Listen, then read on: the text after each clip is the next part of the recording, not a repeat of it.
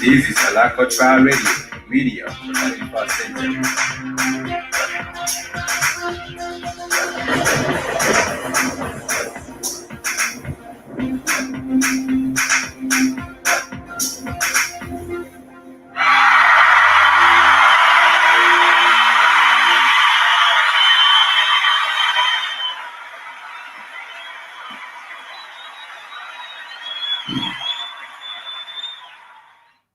Peace and love, wonderful Black Hot Fire family. Welcome to the 54 Correspondence here on the Black Hot Fire Network.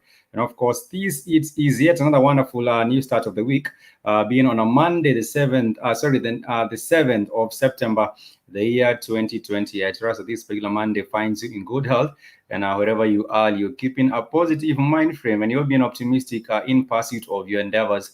Whatever your daily routine is, I trust that this particular day finds you in a good, of course, health. And of course, I always keep on saying that your health is your wealth. And of course, it's very, very much important to make sure that you're taking care of your health. And it's very, very important to also make sure that you are exercising and eating properly or eating well. And of course, eating healthy is a duty. You cannot really force someone to eat healthy. It's just upon them to take up the responsibility to take on what they eat. Some people love to, keep on eating grabs. Of course, these are really, really not so much healthy. But nonetheless, I do want to hope that everyone is keeping well. And of course, you're also eating healthy and keeping fit, because that is a very, very important thing, even as you go about your daily, day-to-day routines. And nonetheless, I want to welcome everyone to the show. We normally do say karibuni sana, which means you're very, very much welcome to this particular show. On the 54 Correspondence, we normally get to talk about African matters, what is happening across our wonderful continent. And of course, it's not always positive news. Sometimes we also do stumble upon some negativity, but nonetheless, most of the time, the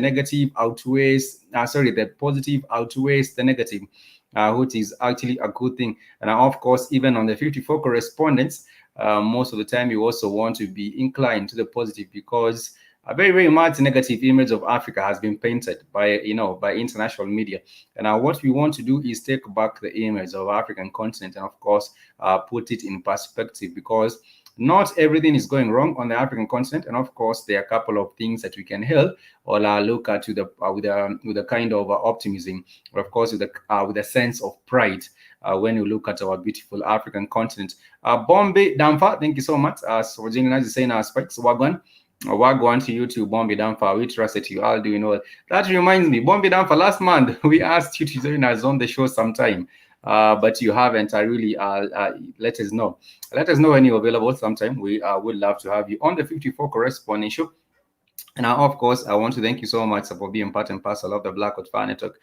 We never take a company here for granted, and we always love it when you give us your feedback regarding different issues that we get to discuss right here on the Black Hot Fire Network. Remember, you can get interactive with us on our different social media platforms. We are on Twitter, Black Hot Fire. We are also on Facebook, Black Hot Fire Network Radio Station. And if at all you haven't followed our Facebook page, kindly please do. Just click on the like button.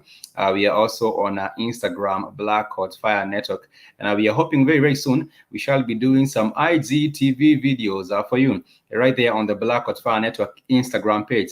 Therefore, it's a good thing that you just get to check out Black Hot Fire Network on Instagram. And of course, like I said, I want to thank you very, very much. I don't know what you're looking forward to this particular week. And of course, I don't know how the weather is going on for you in your place. But right now in Nairobi, it's extremely cold. It's very, very cold in Nairobi. And I think it's about maybe 14 degrees Celsius, if I'm not mistaken, or thereabout. Because on a normal day today, on a normal day, on most parts of the year, the temperature is about maybe 21 or 22. But nonetheless, right now it's very, very cold. And people are really coping by taking some hot tea and coffee. And of course, we also happen to be some of the best producers of the best coffee in the world, which is Kenyan coffee, which is only rivaled by Ethiopian coffee. And I think that is one of the ways in which people are trying to keep warm. And of course, also wearing things like the trench coats. And of course, this is not the normal weather around this particular time. This kind of weather is only experienced around June and July. That is when you do have the coldest season in Kenya. But right now, because of I think the climate change, there has been the change, of course, in the weather patterns. Right now, people cannot really tell with certainty what will happen next. Will this particular month be even colder than June itself? We are just looking forward to seeing how that particular one goes. Let us know how you're coping, and of course, let us know how things are going on wherever you're tuning from. We would love to know. Remember, the easiest way is really just to drop us a line right here on the chat. And of course, we would be delighted to hear from you what you are up to, and of course, what you're looking forward to this particular week. On the show today, we shall be discussing different issues. We have a focus on Mali. Recently, on the August 18th, there was a coup that was staged in Mali, a military coup that was staged in Mali. And of course, right now, people are feeling the effects of that particular coup. And of course, there was the ousting of the president, who goes by the name Abubakar Keita. And Abu Bakr Keita was actually deposed. And right now, as you speak, they are saying that the former president has now been taken to hospital because he has suffered stroke. He has been taken, I think that's a heart attack, sorry. He suffered a heart attack. And of course, he has been taken to hospital in the United Arab Emirates. What did you find? Most of the interesting things that you find on the African continent, when the leaders get sick or when the leaders ill, they are actually taken outside the country, their own country. For example, they might be taken to places like Germany, France. Others might be taken to places like United Arab Emirates, like this particular president we are talking about. And of course, this is a failure on our side. This is a failure on our side because the presidents or the leaders really are not focusing on strengthening our own, are not focused on strengthening our own healthcare systems. And of course, you do get to realize that most of the time you do find that it's because most of the time you do find that people have stolen the money. People have actually stolen the money and used this particular money for their own personal gains. And of course, if you come to also to think of it, you might also think about the neglect of the responsibility of the people willing to make sure that they're providing proper healthcare systems for their own people. And I want to share with us this particular president. You can see him.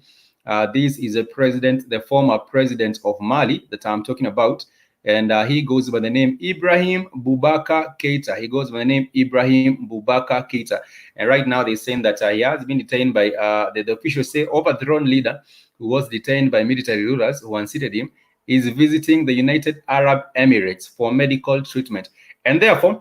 Right now, they're going to have conversations. Right now, they're going to have conversations, or they're going to have there are talks. There are transition talks being held in Mali. But right now, the former president, who is 75 years old, was actually hospitalized in Bamako on Tuesday, and of course, 6 days after he was released from detention by the military rulers who seized power on August 18th. And of course, his former chief of staff, Mamadou Kamara, told the news, the press that he had left Bamako on Saturday evening on a plane chartered by the United Arab Emirates at the request of Mali military rulers. And it's a medical visit between 10 to 15 days. And of course, what you get to realize is that now these of course impairs the talk. This affects the talk to a very, very big extent, because there has to be an understanding between whomever left and also the military, because the military did depose him. There has to be an understanding between all these groups and also the opposition in that particular country we do call Mali. Right now, there has been some talks that have been staged, and now of course they are looking forward to having an understanding that will enable them move from the military regime and go on to a civilian regime in Mali. And there has been a protest going down in this particular country. And I believe this has not just come all of a sudden. I believe even as we were starting the year, we have heard about all these different attacks in Mali. And one of the things that actually was one of the tipping that resulted in the tipping point is the insecurity in this particular country. What you get to realize is that many people have been killed because of the Islamic insurgency in this particular country. And therefore, the issue of security has been very, very vital. But the former president, Ibrahim Boubacar Keïta, had not been able to address this particular matter of insecurity. Neither has he been able to address the issue of the Islamic insurgents in this particular country, as well as, civil conflicts in this particular country as well. And I always keep on using the example of a place called Mopti.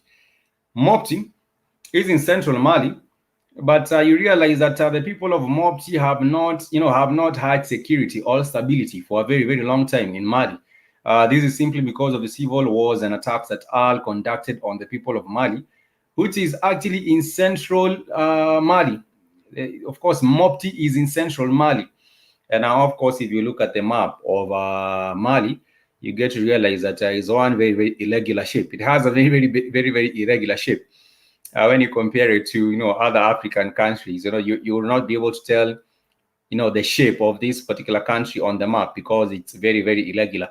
But nonetheless, that does not mean that people in the central part of Mali cannot be guaranteed security, simply because there are civil attacks and tribal wars happening every now and then. People coming and attacking one particular village and burning down the house, and the government really just coming and being, reacting. What has been one of the failures of this particular government in Mali, which has of course led to the people, of course, the uprising of the people, is because, for example, in this small area called the Mopti, the government normally responds like 12 hours down the line after people have been killed and murdered in Mali. The government, on the normal basis, used to respond like 10 hours later or 12 hours later. And therefore, even the perpetrators of this violence normally have already left these particular areas where they have conducted the attacks and have burnt down the villages and even attacked some of the herds of cattle. And you get to realize one of the most crazy or stupid things that I find among different communities is that you do have a tribal war, or you do have an attack on one particular village. And then these people also attack the cattle and the goats, and they go and butcher them and slaughter them, only for them to be left dead. Then what is the whole gain? What is the benefit of attacking the cattle and the sheep? But of course, I know that is the wealth of the people, but nonetheless, burning down the houses and attacking the cattle and the sheep, I think that is totally unacceptable. And therefore, there has been the ouster of the president Ibrahim Boubacar Keïta, and he has been removed from power simply through a military coup. And of course, right now we do having some talks going on, and these are talks that are expected to see a transition from the military rule going on into a civilian rule. I want to draw some parallels here between Mali and Somalia. I want to draw some parallels between Mali and Somalia. Sorry, not Mali and Somalia, but Mali and Sudan. Mali and Sudan. And now what you get to realize is that Sudan also had the same kind of situation where the former president goes by the name Omar Bashir. We also have a similar predicament in Sudan, because the former president, he goes by the name Omar Bashir, was also actually deposed by the military. And of course, after he was deposed by the military took over, and there was also a lot of unrest in this particular country of Sudan. I'm just trying to draw the parallels between Sudan and Mali as we speak right now. And of course, over time, the government of Sudan, or the civilian, the military regime, decided to, of course, there was push from different corners. There was pressure mounting on the military regime to hand over or to organize for transition from the military rule and getting into civilian rule. And of course, right now, as we speak, in Sudan, we do have a transitional government led by the Prime Minister Hamdok. And of course, the transitional government, most of the time we do find that the transitional government is not really able to do much, because even when you're talking about diplomatic relations, when you have a transitional government, and these transitional governments comes when there is a coup, a military overthrows the government, and of course they take over, and then from the military, then they try to put together a transitional government, which is constituted of the military, and then it also constitutes of a bit of the civilian representatives. And therefore, this transitional government, the standing of the transitional government is very, very difficult to even foster diplomatic relations, because you might have a diplomatic relations, for example, now with the neighboring countries. Let me just use Uganda. Uganda has diplomatic relations with Sudan, but the status is just a transitional government. And of course, the transitional government did not know then what happens from here. We do have a transitional government for a few months or for maybe a year, then things change, and then the contracts or the agreements that you do have then get overlooked. There is that particular question, because you do not know what will happen next from the transitional government, and therefore even diplomatic relations are really not they're not at the best levels right now. And of course, I was saying that there has been some talks that are taking place right now. And of course, the political parties and civil groups have come together in Mali. Political parties and civil groups have come together in Mali. And of course, they are expected to have some sort of a consensus. They are expected to have some sort of a consensus, which is yet to be seen. Now, of course, when talking about a consensus, it is yet to be seen on what happens with this particular whole situation in the country of Mali. And of course, I was saying that the Rowdy protesters have actually been involved in protesting in the streets. And of course, this does not make matters any good. This does not make matters any good because in Bamako, that is where we do have the capital city of Mali, there has been a lot of unrest because some people feel that they have been excluded from the negotiations. And what I was saying earlier is that there has been some intervention. There has been some intervention by other different, by other different external influence. For example, we do have what you call the ECOWAS. The ECOWAS is the economic trade bloc for the West African states. The economic trade bloc for the West African states, they had sent some representatives that came in and they were trying to, bring some soberness into this whole situation. But what happened is that the government, led by the president, who is now deposed, refused to step down. I wish he did step down. I wish he would actually step down at the point where he was actually asked to step down. And of course, he refused. But right now we are looking at the consequences. And of course, the consequences is chaos. The consequences is chaos right here. And of course, the talks started on Saturday. And of course, we do have even the ruling junta, who of course has been accused of excluding some of the opponents in the talk. And of course, one of the solutions that had been given is that there was to be the formulation of a unity government, and that did not actually work.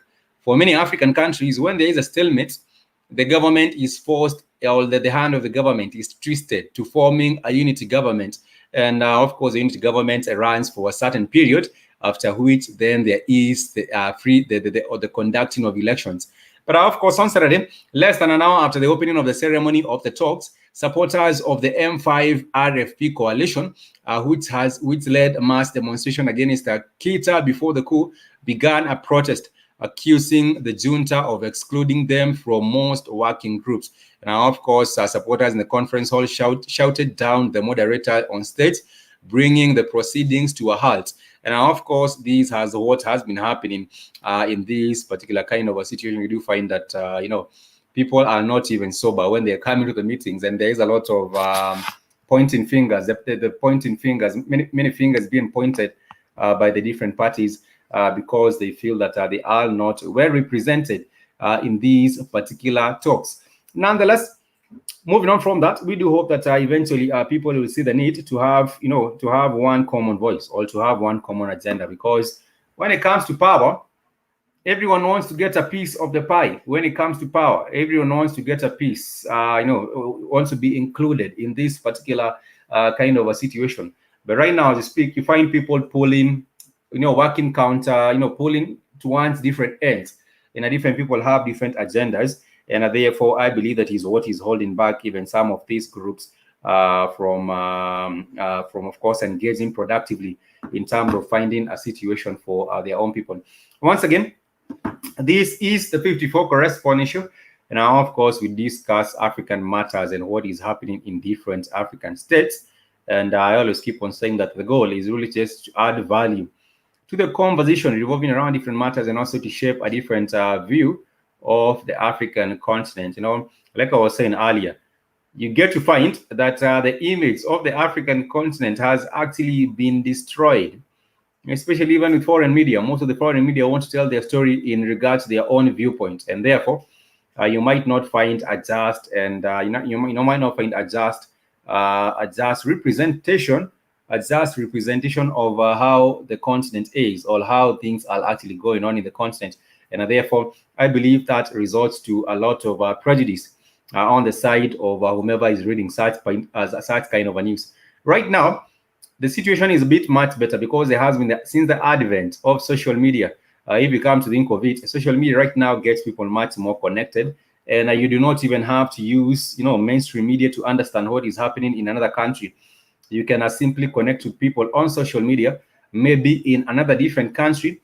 Like right now, we do have a correspondent from Zimbabwe. We do not really have to rely on what these global media has to say or mainstream media has to say. We can actually just ask someone on the ground, because there is now that issue of connectivity, and that is the best thing about the internet. And also, we do have right now we do have what you call a global village because of the internet. The world has everything is now interconnected. And therefore, right now, we can be able to build with the information that you have, and we can be able to make much more informed decisions in regard to some of the matters that we want to address in our society today, be it social justice, be it equality and fairness, be it inclusiveness, and all these other things. We can be able to address these particular matters based on information, and this is information that we can get directly from our colleagues and our correspondents in different places right here on the Black Hot Fire Network. Once again, I had mentioned about the issue of nutrition and keeping healthy. And of course, I want to take a divisional break from the political and social matters. I just want to focus a little bit on nutrition. And of course, when you're talking about nutrition, we were in Tanzania early this year with the Black Hot Fire Network, and we really had a wonderful experience with our tour in Tanzania. And of course, what I realized is that there is something that is consumed very, very much regularly in Tanzania. And this happens to be the okra. And of course, you might be asking yourself, what is the okra? And I believe most of us actually know about it. But nonetheless, I want to share with us a little bit about the okra. And even when you're speaking about matters health and keeping fit, I want to share with us these particular the health benefits of the okra. When we went to Tanzania early this year in March, I did go to see a lot of people consuming. Even in the markets, we could see a lot of people buying and consuming the okra. And of course, I realized that the okra has a lot of health benefits. I do realize that the okra has a lot of health benefits.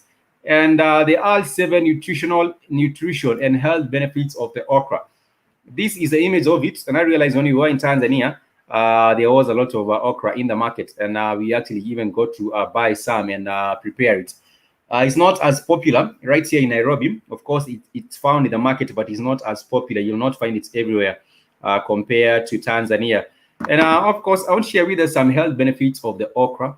And some of them, it's like that it's rich in nutrients. Number one, okra is rich in nutrients, and it actually boasts an impressive nutrient profile. And of course, it has calories, carbs, protein, fat, zero fat, fiber, magnesium, about 14% of the daily value. And of course, it has also folate, about 15% of the daily value. That is what you do see from these. What do you get from okra? It also has some vitamin A, which is about 14% of the daily value. There is also vitamin C, which is about 26% of the daily value.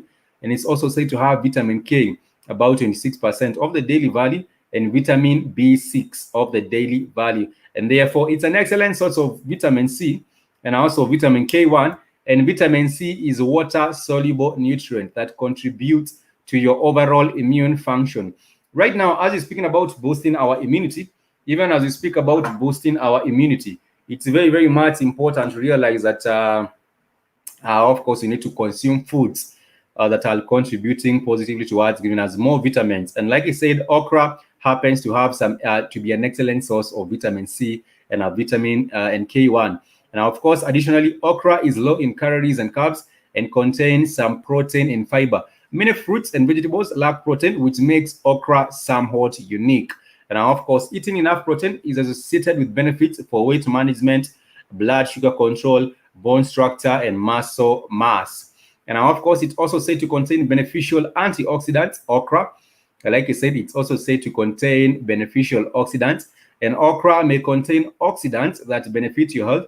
And oxidants are compounds in foods that fend off the damage from harmful molecules called free radicals. And of course, the main oxidants in okra are polyphenols, including flavonoids and isoquercetin, as well as vitamin A and vitamin C. And of course, research shows that eating a diet high in polyphenols may improve heart health by lowering your risk of blood clots and oxidative damage. Of course, these are so many benefits. It might also lower your risk of heart disease. And of course, because it contains big gel substance called mucilate, which can bind to cholesterol during digestion, causing it to be excreted with stool rather than being absorbed into your body. And of course, one 8-week study randomly divided mice into 3 groups and fed them a high-fat diet containing 1 to 2% okra powder, and all high-fat diet without okra powder. And the mice on okra diet eliminated more cholesterol than in their stools, and had a lower total blood cholesterol levels than the control group. There are so many health benefits of the okra. I might not be able to go through all of them. And of course, they also say that okra may have some anti-cancer properties because it contains a protein called lectin, which may inhibit the growth of human cancer cells. And this is the okra. I believe this is the okra. I don't know if you have used it on your foods, but this is the okra, which has a lot of health benefits. And I thought that perhaps it might be important, even as you're speaking about, eating some healthy foods, even as you're speaking about, getting to boost our immunity. I thought that it's very, very much important that I also get to highlight some of the benefits of the okra. And in that particular way, we would be able to eat healthy and become more disease immune. Right now, you're talking about the COVID-19, and they're saying that the people that are at a higher risk of course, contracting the Rona are people whose immunity is very, very low. And therefore, I do believe every opportunity that you do find to consume some fruits, some vegetables, some of things like okra, I believe you should actually use this opportunity to be able to, boost your immunity and be able to fend off any diseases that may be trying to attack your system. And that is the way to go. Nonetheless, getting back to the issues of the day, we are talking about the kind of a disruption that is there right now in Mali. If you do not have political stability, you cannot be able to achieve economic progress. That is one of the things that you have to happen to realize. If you do not have political stability, then you cannot be able to achieve economic progress. or even social progress. They are progress in different aspects, but when there is a country where we do not have a proper government that is actually now in power, then you realize that there is a lot of confusion and chaos, which is one of the things that is happening right now in this particular country known as Mali. And I was saying that on Saturday, there was the talks, the transitional talks were meant to take place, but that did not happen because of the rowdy protest that rocked this particular conference. And therefore, as we're speaking right now, we do not have a proper solution. We do not have a proper solution. We do not have a proper solution that has been agreed upon on how to go and address this particular matter. And of course, going on into another different country, I just want to touch on another different country. And what is happening is that we do have some sort of a political stalemate as well in Guinea. We also seem to have a political stalemate also sort of happening in Guinea. And of course, this is because of the president. This is because of the president, Alpha Conde. Alpha Conde has been working towards getting another term in power. And of course, if you come to think of it, he has been running the country for 10 years. And right now, as we speak, there has been talks about Alpha Conde, vying for the presidency of Guinea once again. And of course, this is not going down very, very well with the people of Guinea because they believe that he has been in power and his time is over. According to different constitutions in different African states, they are actually only supposed to run the country for a period of 2 terms, which is about 5 years, in some countries 7 years, and that is the end of it. But as we're speaking right now, we are hearing about a situation with this leader who is known as Alpha Conde, deciding that now is the right time for him to, of course, seek another term, which is crazy. If you ask me, I don't believe this should actually happen, because if you're telling me that you have been in power for 10 years and you haven't done anything for your country, and you're telling me that you just woke up today and you have new ideas on how to develop your country, that is utter bullshit, because you have had power for a very, very long time. And now, of course, you're saying Malian government needs to take control of their borders. Yes, they do. And I also saying ECOWAS is a failed organization. They did try to send some representatives. Bombi Damfa, ECOWAS did try to send some representatives into Mali before this coup happened. There was some representatives sent. But the president, who is 75-year-old Ibrahim Boubacar Keita, refused to step down. He actually decided to sack some of his cabinet ministers and appoint new ones, which did not go very, very well with the opposition. And therefore, eventually, what happened is that there was a coup. And I used to say, Alpha Conde changes the Guinea constitution, and ECOWAS had not said anything. Exactly. And ECOWAS, I do believe, is also complicit in some of the things that are actually happening in this particular area. Also, the same can be said with the African Union. And right now, the opposition leader has announced the presidential bid, and of course, this is also a man that is popular. But we are waiting to see if he actually goes head-to-head against Alpha Conde and wins, because Alpha Conde is vying for a third presidential term, which is very, very much controversial. But let me just share with us this opposition leader, and let us see what is happening with him. And I shall talk a little bit about Alpha Conde.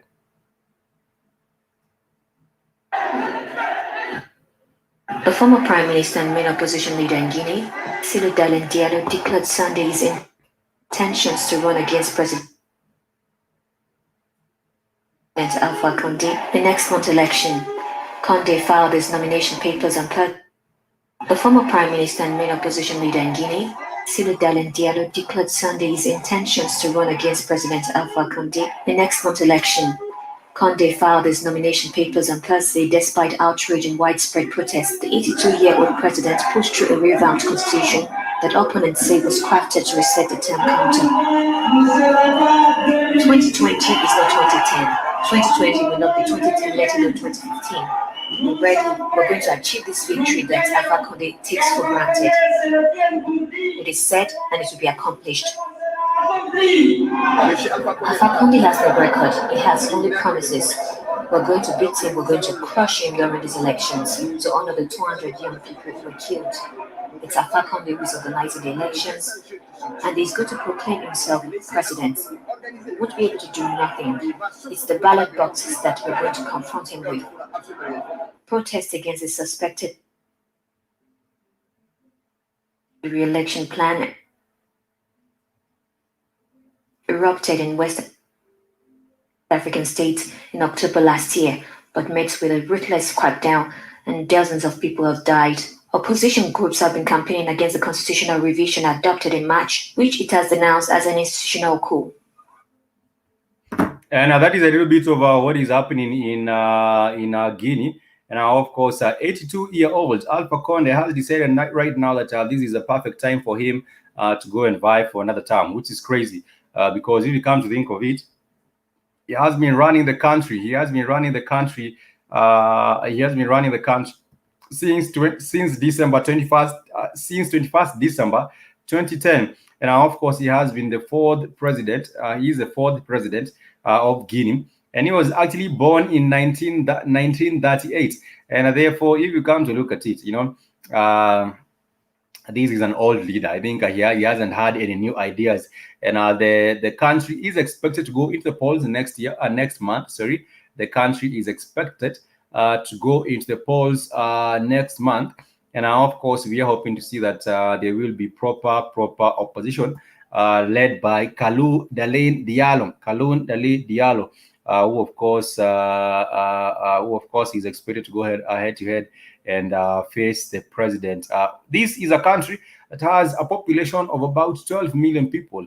12 million people, and of course 43% of the 12 million people are living below living in poverty. If you come to look at it, you find that 43% of the people in Guinea are living on less than $1.25 a day. And of course, Guinea happens to rank as the 9th least developed country globally. The 9th least developed country globally. This is the country that we were talking about, Guinea. It's the 9th least developed country in the world, and of course you can see it's lagging behind because 43% of the population, 43% of the population is actually living in poverty. And of course, Alpha Conde, who has been the president since 2010, he was actually also brought up in France because he left for France at the age of 15, and he was active in the National Union of Higher Education, an association of Guinean students in France. Sometimes what I get to realize from these particular kinds of situation is that having the connection with France, there are a lot of French puppets in West Africa. Some of them have been kept there, and they have been safeguarded because they are looking after the interests of the French rather than looking at the interests of their own people right there in this particular country. And of course, Conde won 19% of the votes in Guinea's first multi-party presidential election held in 1993. He just won 19% of the votes. And of course, Lansana Conte, who had been the president since a bloodless 1984 coup, won the election with 51.7% of the vote. And of course, Conde's supporters alleged fraud in this election after the Supreme Court nullified the results. And he had been trying, to become the leader of this particular country for a very, very long time. But when he became the president, we have not seen anything happening. And of course, West Africa is really at a mess right now because if you come to think of it, we do have greedy leaders.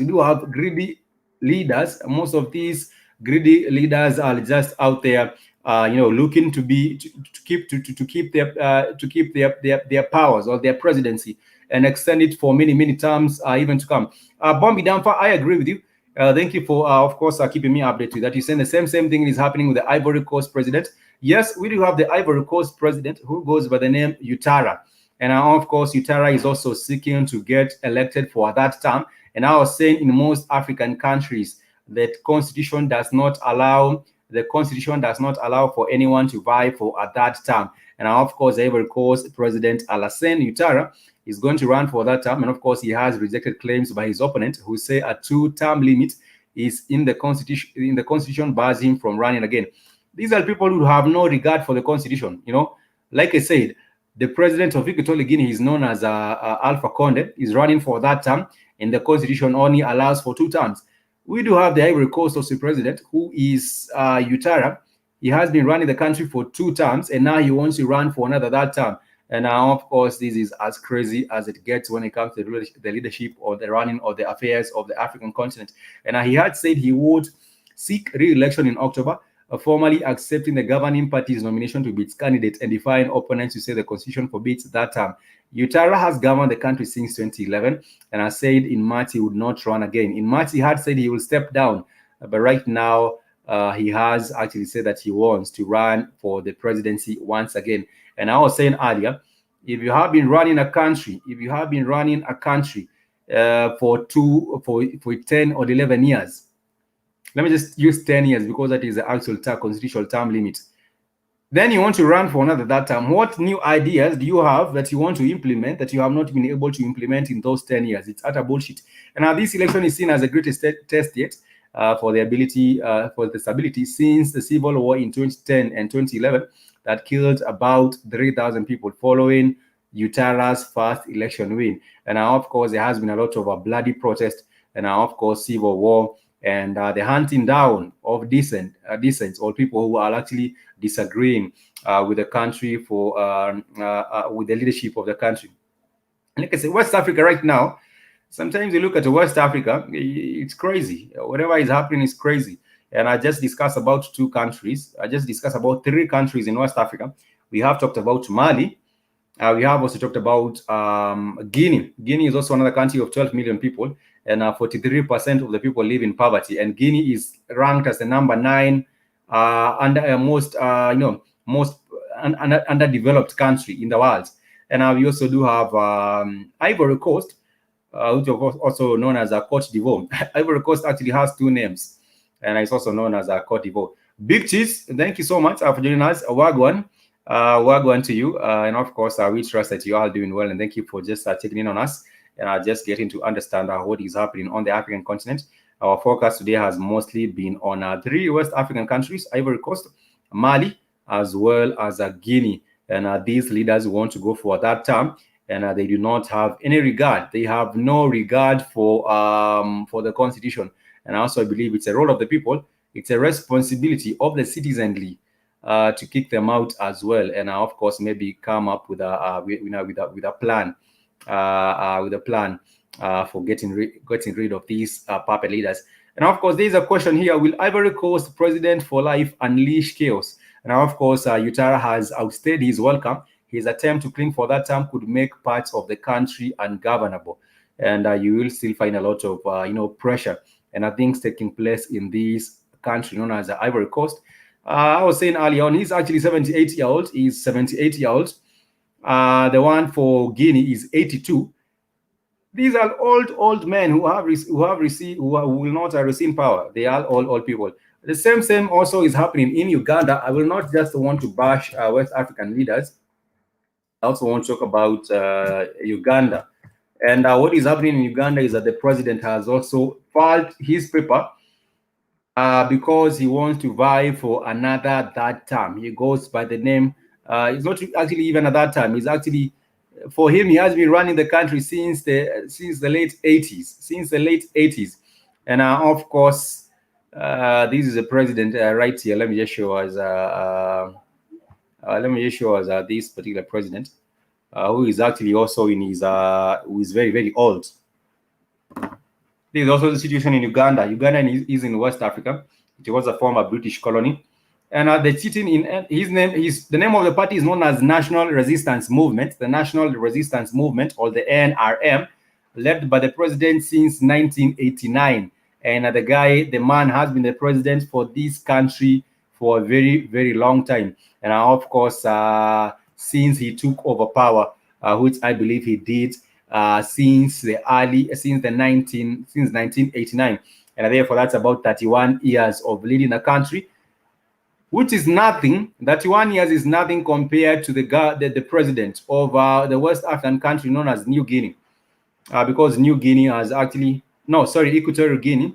Equatorial Guinea has been led by the same president for 42 years, and also Cameroon. Cameroon has also had the same president for close to 40 years. And this is a kind of a nonsense that you get to think about on the African continent, and you just get confused. Museveni puts his son as Minister of Finance. The same thing happened with the president of Equatorial Guinea. The Equatorial Guinea president put his son as a Minister of Finance. The same thing happened with Equatorial Guinea. Let me just share this.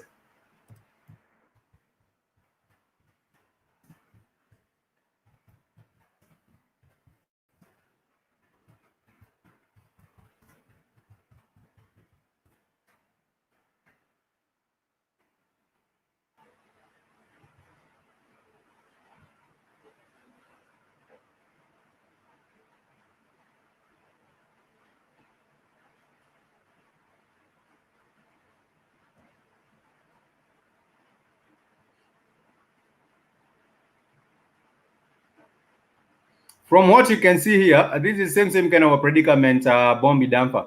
And from what you can see here, this is a president of Equatorial Guinea. He's known as Teodoro Obiang Nguema.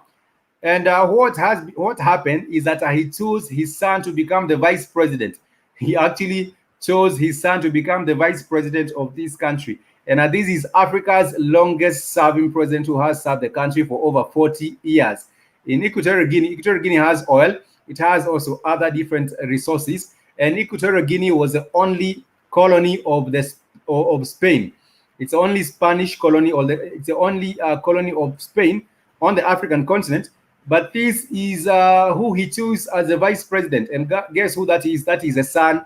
And of course, the people of Equatorial Guinea also need to wake up. The people of Equatorial Guinea, I believe, also needs to wake up. This is his son.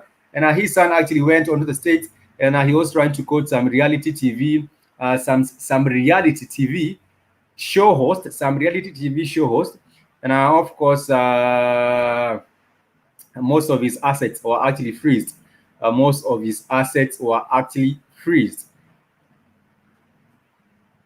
And what you can see is African dictator Malibu-based son forced to hand back 30 million assets to people of Equatorial Guinea, but he's allowed to keep his prized Michael Jackson crystal glove.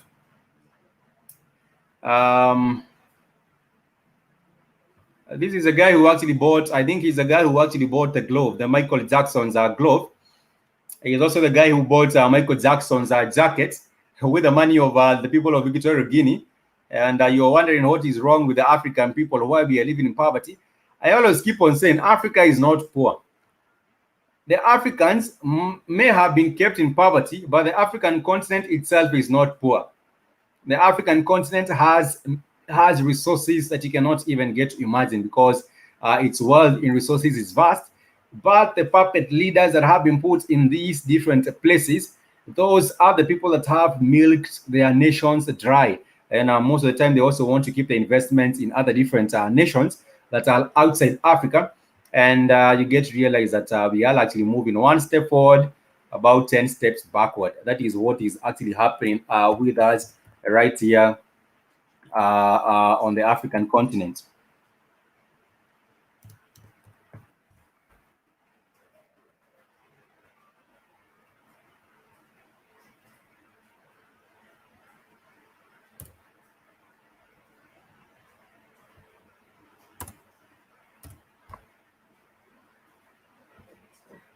I want to show us a little bit of the kind of a life that they do have in Equatorial Guinea.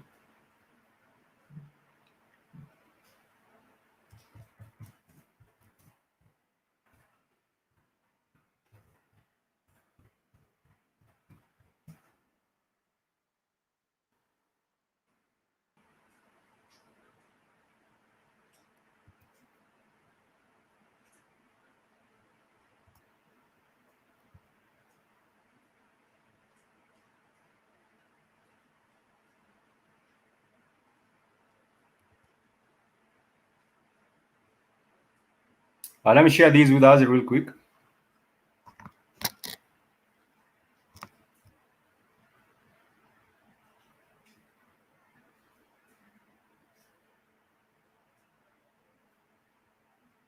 Yes, that is the jacket I'm talking about, Big Ts.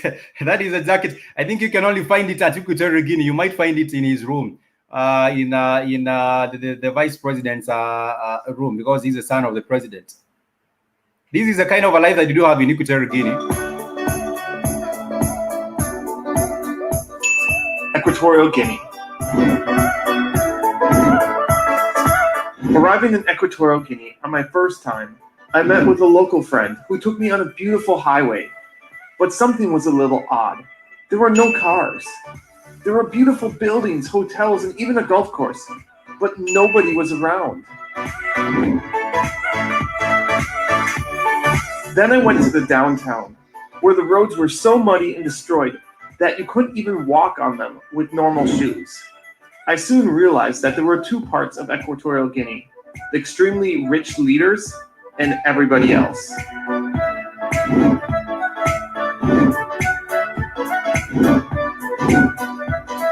Equatorial Guinea has a lot of oil, and it also has a small population. So the average citizen could be really rich. To put this into perspective, the average GDP per person is comparable to most Western countries, except in Equatorial Guinea, 2/3 of the population live on less than a few dollars a day. This is what Equatorial Guinea typical home looks like. You can see behind me, we have a storage area down here. Living room here. Bedrooms. Notice they use curtains as doors. This is where I slept. And this is the bathroom. And when you take a shower, you need to use buckets. The actual shower doesn't work. If you throw buckets of water on you. How is a country supposed to be successful when the president spends more on a luxury yacht than he does on the country's entire educational budget? So why hasn't anything been done? Why have Western countries ignored what is going on in Equatorial Guinea? Well, to quote a local, foreigners are more interested in oil than human rights.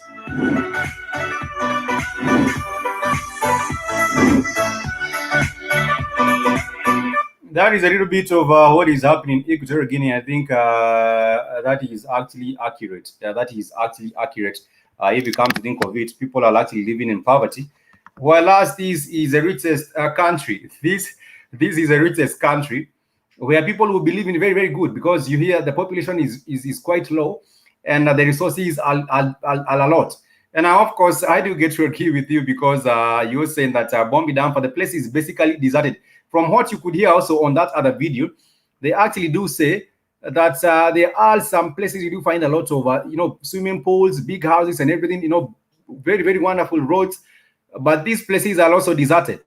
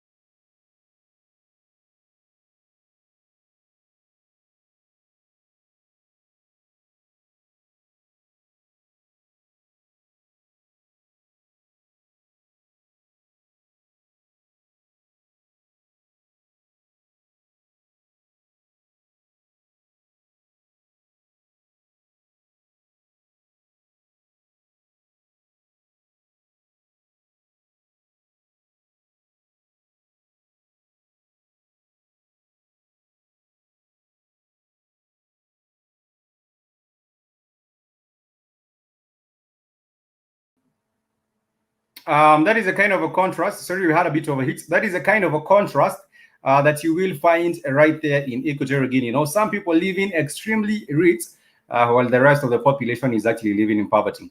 Nonetheless, we are almost winding up the show. This has been the 54 Correspondence Show right here on the Black Hot Network. Big cheese. Asante Sana. Thank you so much for joining us. And of course, Bombi Damfa. We do love and appreciate your feedback. And of course, joining us right here on the Black Hot Network.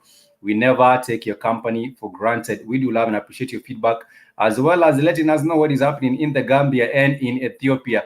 You're saying that the Equatorial Guinea has a big consulate in Ethiopia. But nonetheless, even though it's quite huge, it's very, very much empty. And of course, someone was asking why the rest of the West African states will shut their eyes on what is happening in Equatorial Guinea. And the locals actually say because the European will actually care more, or the rest of the countries actually care more for the oil than they care for the human rights, which is actually very, very much true. Once again, much peace and love. We shall continue with the discussion about what is happening on the continent of Africa. For right now, I want to say Kwaheri. And of course, Kwaheri simply means goodbye. And of course, I also want to say thank you so much for being part of the Black Hot Fire Network Africa Correspondence Show. Till next time, I do want to wish you a happy and a productive day ahead. I do say Kwaheri.